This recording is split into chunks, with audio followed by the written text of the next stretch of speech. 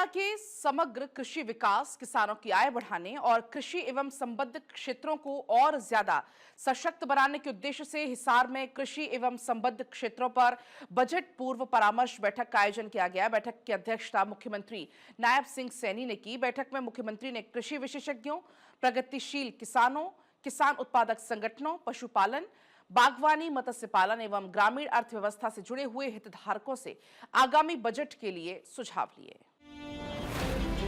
हरियाणा के हिसार में बजट पूर्व परामर्श बैठक को संबोधित करते हुए मुख्यमंत्री नायब सिंह सैनी ने कहा, सरकार किसानों की समस्याओं और जरूरतों को केंद्र में रखकर प्रभावी नीतियां तैयार कर रही है और कृषि क्षेत्र में बजट में सर्वोच्च प्राथमिकता दी जाएगी। उन्होंने कहा कि देश की अर्थव्यवस्था को जीवंत बनाए रखने में कृषि क्षेत्र की भूमिका अत्यंत महत्वपूर्ण है। साथियों, आज की यह बैठक मेरे लिए भी विशेष महत्व की बैठक है, क्योंकि मैं भी एक किसान परिवार से आता हूं। साथियों, मैंने भी स्वयं खेती बाड़ी का काम किया है और इस क्षेत्र में कठिनाइयों को बड़ा नजदीक से देखा भी है, उनको महसूस भी किया है। साथियों, हमारा अन्नदाता देश और प्रदेश का वास्तविक पालनहार है। मुख्यमंत्री ने पिछली बजट पूर्व परामर्श बैठक का उल्लेख करते हुए कहा कि 9 जनवरी 2025 को आयोजित बैठक में किसानों और विशेषज्ञों के द्वारा 161 बहुमूल्य सुझाव दिए गए थे, जिनमें से 99 महत्वपूर्ण सुझावों को बजट 2025 और 26 में शामिल किया गया। इन सुझावों के आधार पर सरकार ने कृषि क्षेत्र में कई ऐतिहासिक और व्यवहारिक निर्णय लिए। मुख्यमंत्री ने कहा कि नकली बीज की रोकथाम के लिए सख्त कानून बनाने की दिशा में कदम उठाए गए हैं। मोरनी क्षेत्र के लिए विशेष कृषि एवं बागवानी कार्य योजना तैयार की गई है।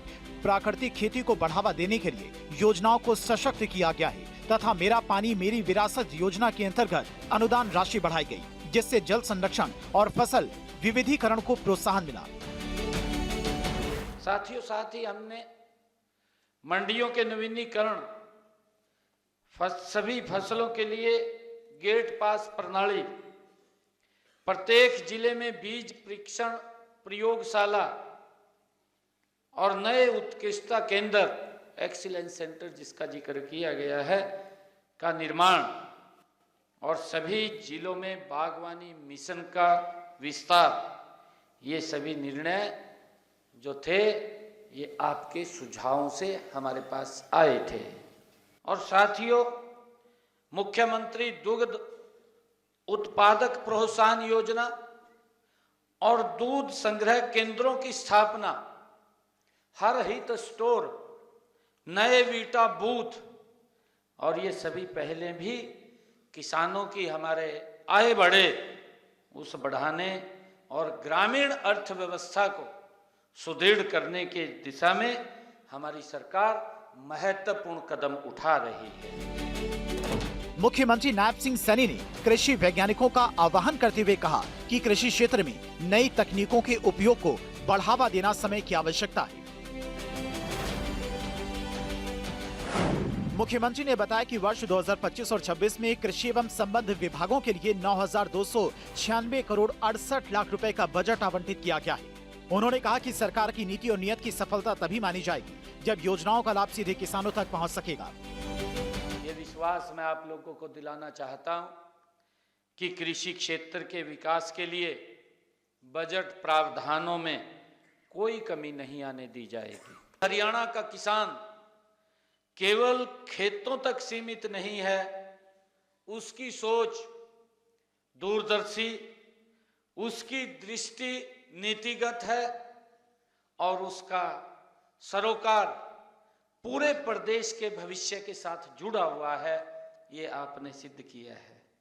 साथियों, हमारा मानना है कि सरकार की नीति, नियत तभी सफल मानी जाती है जब उसकी योजनाओं का लाभ सीधे लाभार्थी तक पहुंचे। मुख्यमंत्री ने किसानों और हितधारकों से आग्रह किया कि वे आगामी 8 से 10 दिनों के भीतर अपनी सुझाव सरकार के चैटबॉट के माध्यम से साझा करें। उन्होंने कहा कि जब वे विधानसभा में बजट 2026 और 27 प्रस्तुत करेंगे तो जिन हितधारकों के सुझाव बजट में शामिल किए जाएंगे उन्हें बजट भाषण सुनने के लिए विशेष आमंत्रण भेजा जाएगा ताकि वे स्वयं इस प्रक्रिया के साक्षी बन सकें।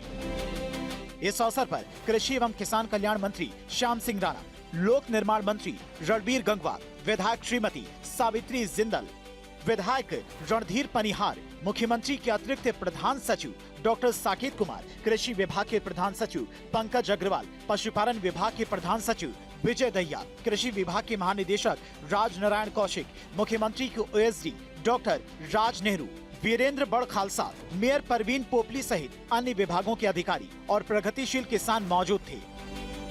चंडीगढ़ से डॉक्टर थानेश्वर शर्मा की रिपोर्ट, भारत 24।